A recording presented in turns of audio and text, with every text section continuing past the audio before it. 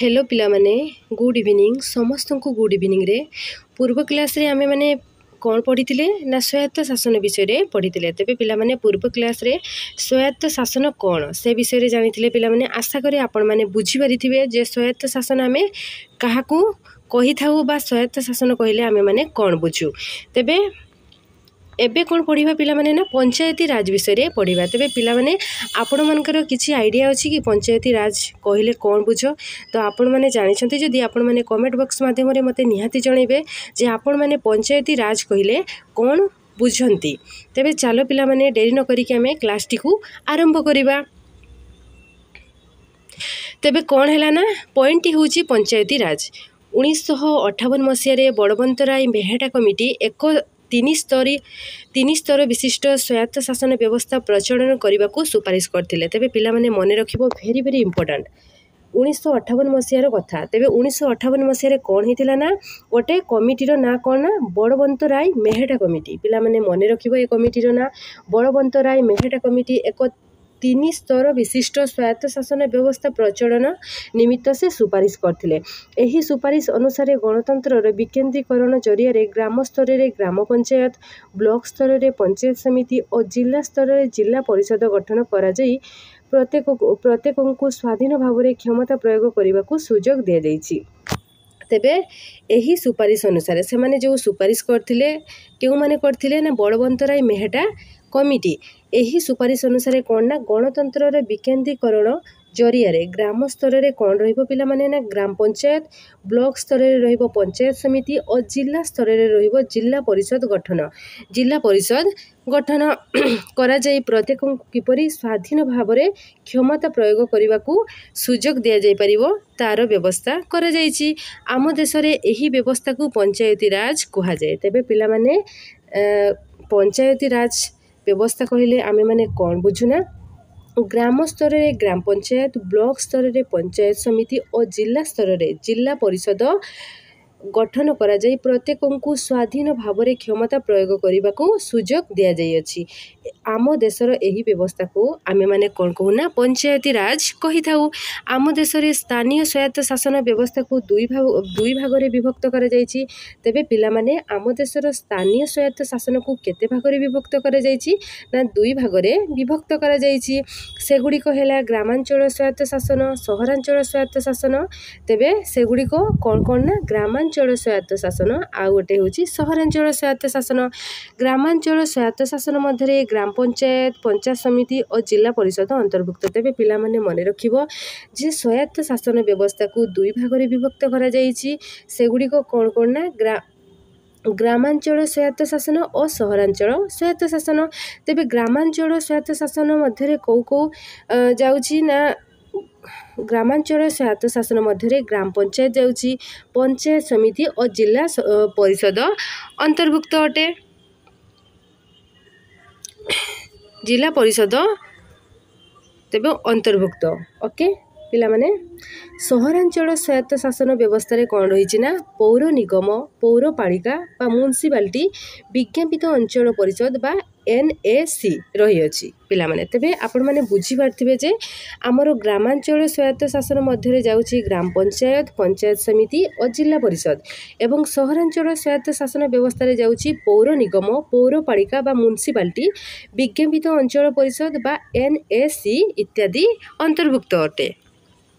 तेबे पिला माने ग्राम पंचायत विषय रे बे आमे पढ़िबा। ग्राम पंचायत रे कौन रही ना प्राचीन कालरू आम देश रे ग्राम मानकर पंचायत व्यवस्था प्रचलन थिला। तेबे पूर्व कालरू प्राचीन कालरू आम देश रे ग्राम मानकर पंचायत व्यवस्था प्रचलन थिला। ग्रामर मुख्य 5 जन को नहीं गोटे सभा गठित हेउथिला। तेबे पूर्व मध्य ग्राम पंचायत व्यवस्था थिला एवं ग्रामर मुख्य 5 जन को लेकिन गोटे सभा गठित हेउथिला। एही सभार ग्रामर कड़ी कजिया मीमांसा करुथिले। तेबे କ'ଣ ହେଉଥିଲା ନା ପିଲାମାନେ ଆଗରୁ ନା ଗୋଟେ ଗାଁର 5 ଜଣଙ୍କୁ ନେଇକି ଗୋଟେ ସଭା ଗଠନ କରାଯାଉଥିଲା ଏବଂ ଗାଁର ଯେତେକ ସମସ୍ୟା ରହିଅଛି ତା'ର ମୀମାଂସା ଅର୍ଥାତ୍ ସମାଧାନ କରାଯାଉଥିଲା। ପରେ ଏହି ସଭାକୁ ପଞ୍ଚାୟତ କୁହାଗଲା। ତେବେ ପରେ ଏହି ସଭାକୁ କ'ଣ କୁହାଗଲା ନା ପଞ୍ଚାୟତ କୁହାଗଲା। ଏହି ପଞ୍ଚାୟତ ଗ୍ରାମର ଗଠନମୂଳକ କାର୍ଯ୍ୟଗୁଡ଼ିକ ବୁଝାବୁଝି କଲେ। ତେବେ ଏହି ପଞ୍ଚାୟତ ଗ୍ରାମର ଗଠନମୂଳକ କାର୍ଯ୍ୟଗୁଡ଼ିକ ବୁଝାବୁଝି କଲେ। ଇଂରେଜମାନେ ଆମ ଦେଶକୁ ଆସିବା ପରେ ଏହି ପଞ୍ଚାୟତ ପ୍ରଥାଟି ଅକାମୀ ହୋଇଗଲା। ତେବେ ଇଂରେଜମାନେ ଯେତେବେଳେ ଆମ ଦେଶକୁ ଆସିଲେ ସେତେବେଳେ ଏହି ପଞ୍ଚାୟତ ପ୍ରଥାଟି ଆଉ ଚାଲିଲାନି।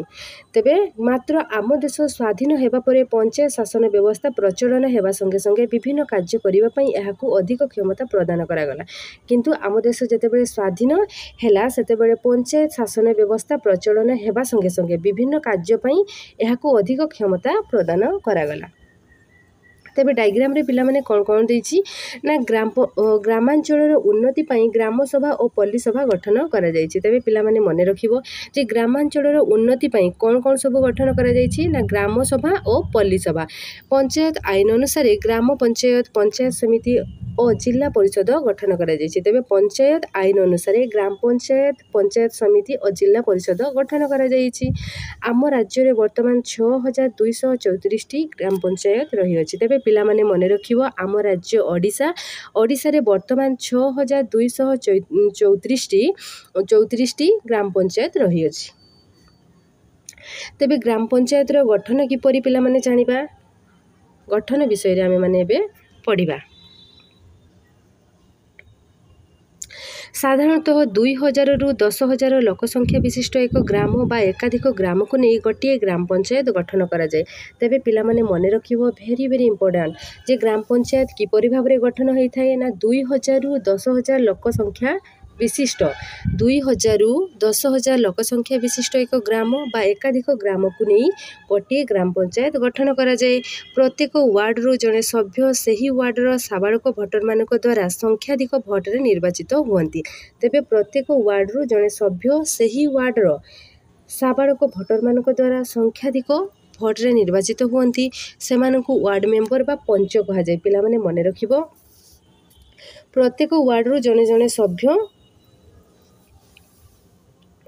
ସେହି ୱାର୍ଡ଼ର ସାବାଳକ ଭୋଟରମାନଙ୍କ ଦ୍ୱାରା ସେମାନେ କ'ଣ ହୁଅନ୍ତି ନା ନିର୍ବାଚିତ ହୁଅନ୍ତି। ସେମାନଙ୍କୁ ୱାର୍ଡ଼ ମେମ୍ବର ବା ପଞ୍ଚ କୁହାଯାଏ। ଆମ ରାଜ୍ୟରେ ଗ୍ରାମ ପଞ୍ଚାୟତ ଆଇନ ଅନୁସାରେ ଅତି ବେଶୀରେ 25 ଜଣ, ଅତି କମ୍ରେ 11 ଜଣ ୱାର୍ଡ଼ ମେମ୍ବର ରହିପାରିବେ। ତେବେ ଆମ ରାଜ୍ୟରେ କ'ଣ ରହିଛି ନା ଗ୍ରାମ ପଞ୍ଚାୟତ ଆଇନ ଅନୁସାରେ ଅତି ବେଶୀରେ 25 ଜଣ ଓ ଅତି କମ୍ରେ 11 ଜଣ ୱାର୍ଡ଼ ମେମ୍ବର ରହିପାରିବେ।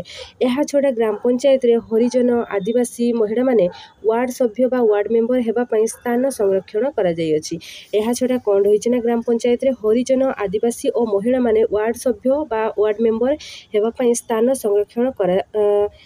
ସଂରକ୍ଷଣ ମଧ୍ୟ କରାହୋଇଅଛି। ନିର୍ବାଚିତ ୱାର୍ଡ଼ ମେମ୍ବର ମାନେ ଗ୍ରାମ ପଞ୍ଚାୟତର ସଭ୍ୟ ଓ ୱାର୍ଡ଼ର ପ୍ରତିନିଧି ଅଟନ୍ତି। ତେବେ ପିଲାମାନେ ମନେ ରଖିବ ଯେଉଁମାନେ ନିର୍ବାଚିତ ହୁଅନ୍ତି ୱାର୍ଡ଼ ମେମ୍ବର ସେମାନେ ଗ୍ରାମ ପଞ୍ଚାୟତର ସଭ୍ୟ ଓ ୱାର୍ଡ଼ର ପ୍ରତିନିଧି ଅଟନ୍ତି।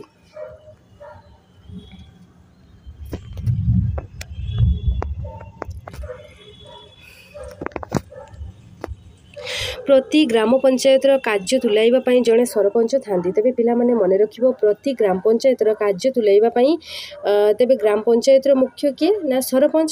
ସେ ହିଁ ସବୁକିଛି ଦାୟିତ୍ୱ ତୁଲେଇଥାନ୍ତି। ସେହି ପଞ୍ଚାୟତର ସାବାଳକ ମତଦାତାମାନଙ୍କ ଦ୍ୱାରା ସଂଖ୍ୟାଧିକ ଭୋଟରେ ନିର୍ବାଚିତ ହୁଅନ୍ତି। ତେବେ ପିଲାମାନେ ସରପଞ୍ଚ କିପରି ଭାବରେ ନିର୍ବାଚିତ ହୋଇଥାନ୍ତି ନା ପଞ୍ଚାୟତର ସାବାଳକ ମତଦାତାମାନଙ୍କ ଦ୍ୱାରା ସଂଖ୍ୟାଧିକ ଭୋଟରେ ସେ ନିର୍ବାଚିତ ହୁଅନ୍ତି। ପ୍ରତ୍ୟେକ ୱାର୍ଡ଼ରୁ ନିର୍ବାଚିତ ହୋଇଥିବା ୱାର୍ଡ଼ ମେମ୍ବରମାନଙ୍କୁ ନେଇ ପଞ୍ଚାୟତ ବସେ। ତେବେ ପ୍ରତ୍ୟେକ ୱାର୍ଡ଼ରୁ ନିର୍ବାଚିତ ହୋଇଥିବା ୱାର୍ଡ଼ ମେମ୍ବରମାନଙ୍କୁ ନେଇ ପଞ୍ଚାୟତ ବସେ। ପଞ୍ଚାୟତର ନିର୍ବାଚିତ ୱାର୍ଡ଼ ମେମ୍ବରମାନଙ୍କ ମଧ୍ୟରୁ ଜଣକୁ ନାଏବ ସରପଞ୍ଚ ଭାବରେ ନିର୍ବାଚିତ କରାଯାଏ। ତେବେ ପଞ୍ଚାୟତରେ ନିର୍ବାଚିତ ୱାର୍ଡ଼ ମେମ୍ବରମାନଙ୍କ ମଧ୍ୟରୁ ଜଣକୁ ନାଏବ ସରପଞ୍ଚ ହିସାବରେ ନିର୍ବାଚିତ କରାଯାଏ। ତେବେ ସରପଞ୍ଚ ପଞ୍ଚାୟତ କାର୍ଯ୍ୟ ପରିଚାଳନା କରନ୍ତି। ତେବେ ସରପଞ୍ଚ ପଞ୍ଚାୟତ କାର୍ଯ୍ୟ ପରିଚାଳନା କରନ୍ତି। ତାଙ୍କ ଅନୁପସ୍ଥିତିରେ ନାଏବ ସରପଞ୍ଚ କାର୍ଯ୍ୟ ତୁଲାଇଥାନ୍ତି। ତେବେ ତାଙ୍କ ଅନୁପସ୍ଥିତିରେ କିଏ କାର୍ଯ୍ୟ ତୁଲେଇଥାନ୍ତି ପିଲାମାନେ? ନା ସରପଞ୍ଚଙ୍କ ଅନୁପସ୍ଥିତିରେ କିଏ କାର୍ଯ୍ୟ ତୁଲାଇଥାନ୍ତି? ନା ନାୟବ ସରପଞ୍ଚ। ଗୋଟିଏ ପଞ୍ଚାୟତର କାର୍ଯ୍ୟକାଳ 5 ବର୍ଷ। 5 ବର୍ଷ ପୁରିଗଲେ ଆଉ ଥରେ ନିର୍ବାଚନ ହୁଏ। ତେବେ ପିଲାମାନେ ଗୋଟିଏ ପଞ୍ଚାୟତର କାର୍ଯ୍ୟକାଳ ହେଉଛି 5 ବର୍ଷ। 5 ବର୍ଷ ପୁରିଗଲେ ଆଉ ଥରେ କ'ଣ ହୁଏ ନା ପିଲାମାନେ ଇଲେକ୍ସନ୍ ହେଇଥାଏ। ଏହା ବ୍ୟତୀତ ପଞ୍ଚାୟତର ଦୈନନ୍ଦିନ କାର୍ଯ୍ୟ ବୁଝିବା ପାଇଁ ଜଣେ ସମ୍ପାଦକ ଥାନ୍ତି। ତେବେ ଏହା ବ୍ୟତୀତ ଗ୍ରାମ ପଞ୍ଚାୟତର ଦୈନନ୍ଦିନ କାର୍ଯ୍ୟ ବୁଝିବା ପାଇଁ ଜଣେ ସମ୍ପାଦକ ଥାନ୍ତି। ସେ ପଞ୍ଚାୟତର ବିଭିନ୍ନ କାଗଜପତ୍ର କାମ କରିବା ସହ ଆୟ ବ୍ୟୟର ହିସାବ ରଖନ୍ତି। କେତେକ ପଞ୍ଚାୟତ ନିଜର ଚପରାସି, ଜଗୁଆଳି, ମାଡ଼ି ଓ କର ଆଦାୟକାରୀ ମଧ୍ୟ ନିଯୁକ୍ତ କରିଥାନ୍ତି। ତେବେ କେତେକ ପଞ୍ଚାୟତ ନିଜର ଚପରାସି, ଜଗୁଆଳି, ମାଡ଼ି ଓ କର ଆଦାୟକାରୀ ମଧ୍ୟ ନିଯୁକ୍ତ କରିଥାନ୍ତି।